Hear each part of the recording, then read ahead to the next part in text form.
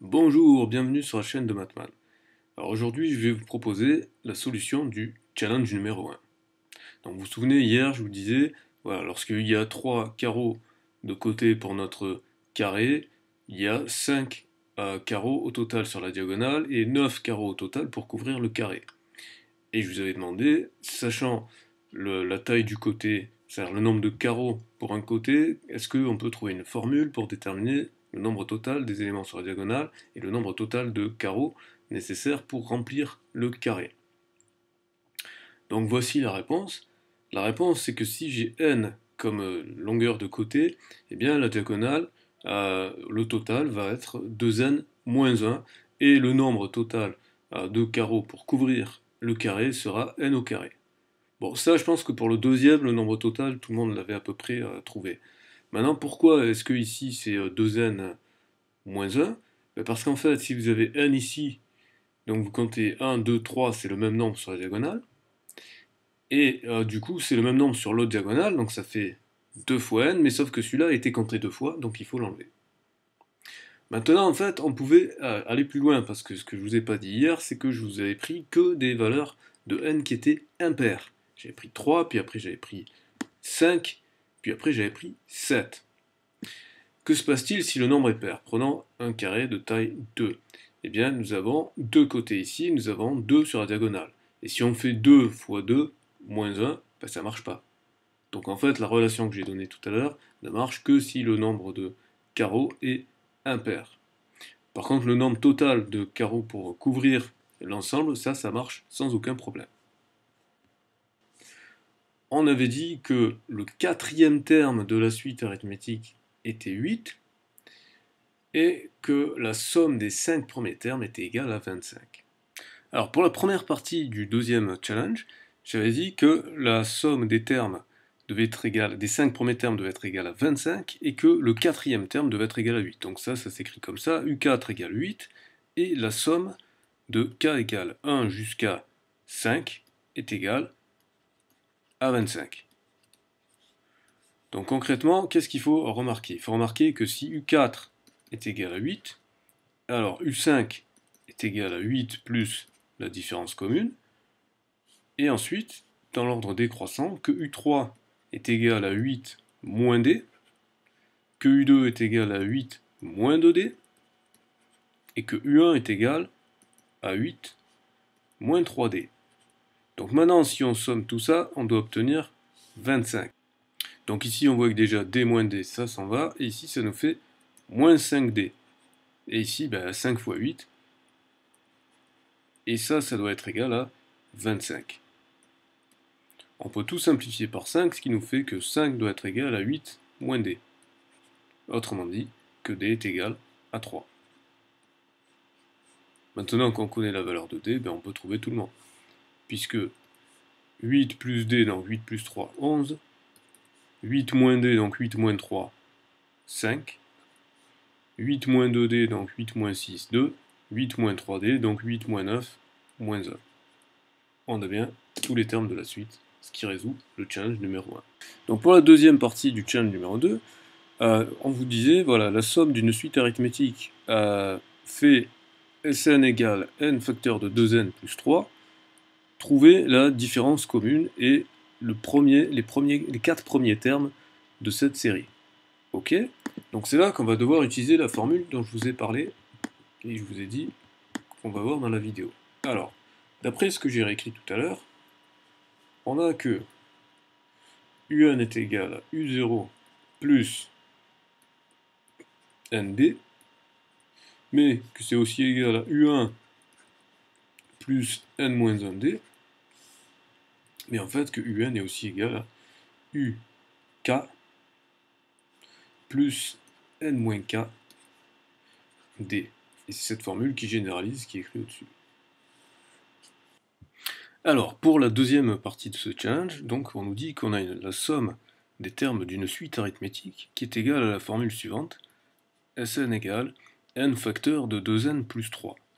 Or, la somme des termes d'une suite arithmétique, c'est égal à donc somme des UK pour k égale 1 jusqu'à n, c'est-à-dire donc U1 plus U2 plus etc. jusqu'à un, autrement dit, c'est égal à U1 plus D plus U2 plus 2D, enfin U1 plus 2D, plus, etc. U1 plus N-1 fois D. Autrement dit, il y a n termes, puisqu'on compte de 1 jusqu'à n, donc ça fait n multiplié par U1, parce que U1 il apparaît ici, il apparaît là, et ainsi de suite, plus D facteurs de 1, plus 2, plus 3, et ainsi de suite, jusqu'à n-1. Alors cette somme-là, c'est une somme qui est connue, c'est les nombres triangulaires, donc je vous invite à voir ma vidéo sur le sujet, qui explique qu'on peut trouver que ceci est égal à n fois n-1 divisé par 2. Autrement dit, nous avons donc l'équation suivante. N multiplié par U1 plus D multiplié par n-1 sur 2 doit être égal à la formule qui est proposée, à savoir n facteur de 2n plus 3.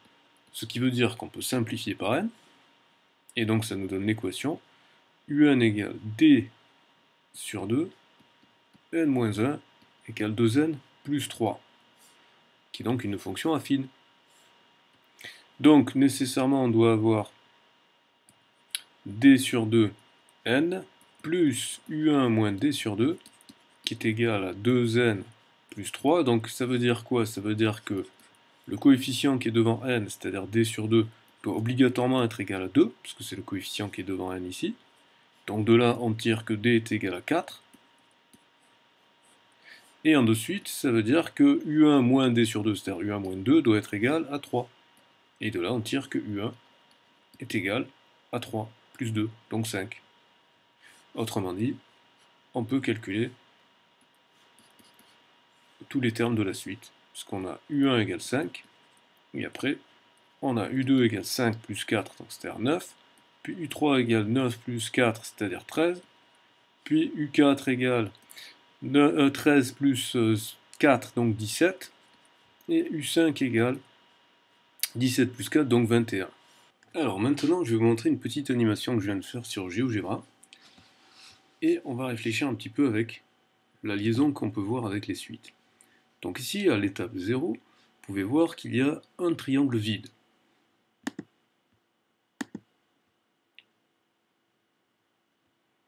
Ensuite, à l'étape 1, vous pouvez voir qu'il y a 3 triangles vides. 1, 2 et 3. Ensuite, à l'étape 2, vous pouvez voir qu'il y en a 9. En effet, on peut, dans chacun des 3 triangles vides qu'il y avait, un triangle a été construit qui a séparé l'espace en 3 petits triangles. Donc 3 fois 3 égale 9.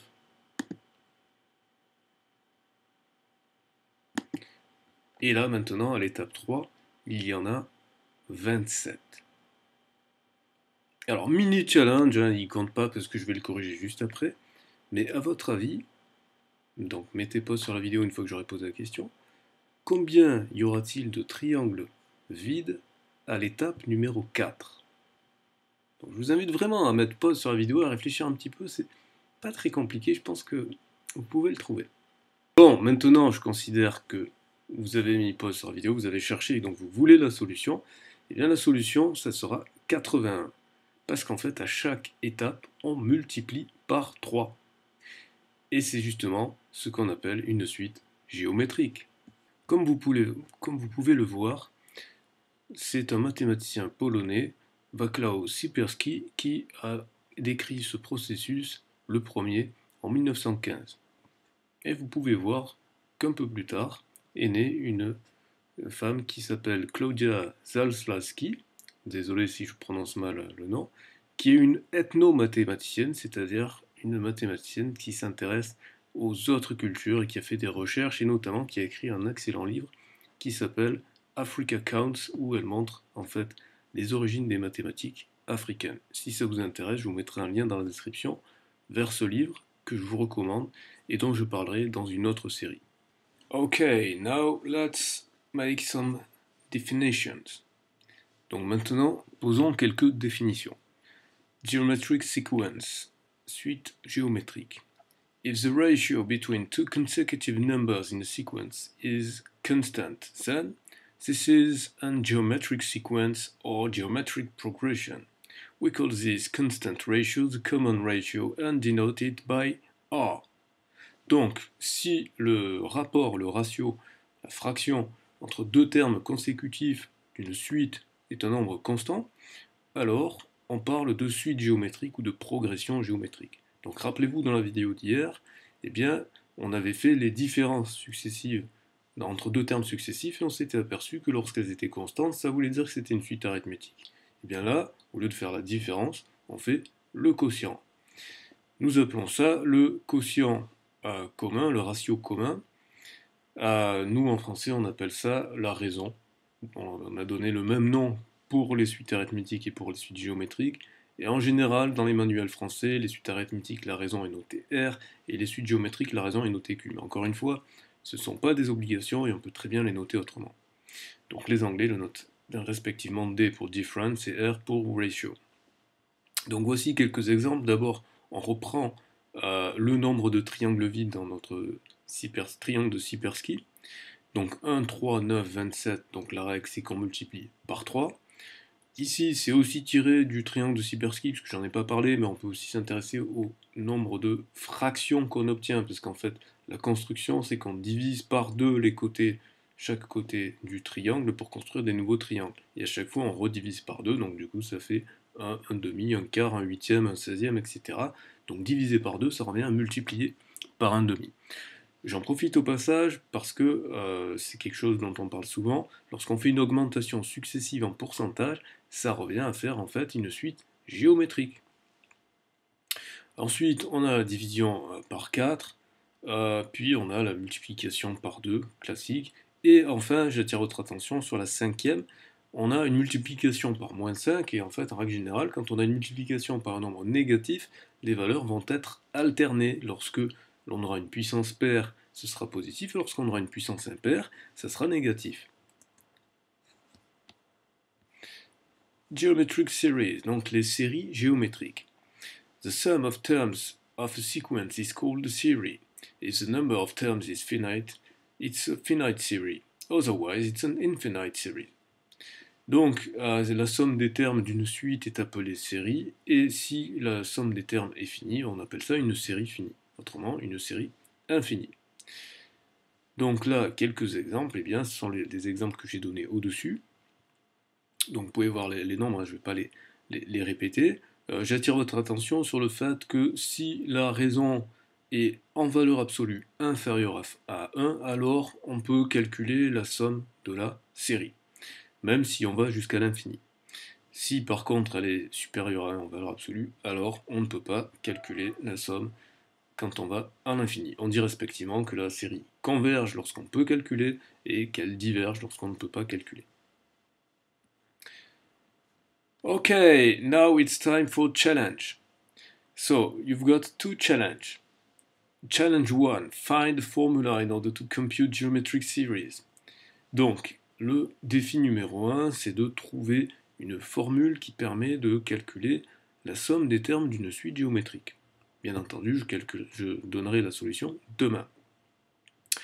Challenge numéro 2, c'est l'histoire du jeu d'échecs. Alors, je vais vous raconter cette histoire assez rapidement.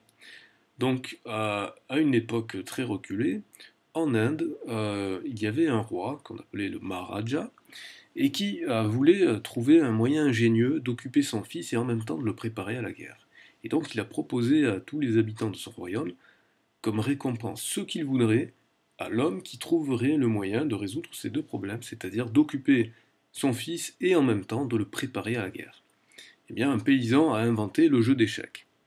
Et donc le Maharaja, tenant sa parole, lui dit « Voilà, demande-moi tout ce que tu veux et je te l'accorderai. Je n'ai qu'une parole. » Et le paysan, il lui dit « C'est très simple, je vais vous demander de mettre un grain de riz sur la première case de l'échiquier, le double sur la seconde case, le double sur la suivante, et ainsi de suite, et je me contenterai de ce qu'il y aura sur la dernière case. » Le Maharaja s'est mis à rire et à se moquer du paysan. Question, il y a deux questions. Première question, combien y avait-il de grains de riz sur la dernière case. Et deuxième question, combien y avait-il de grains de riz au total?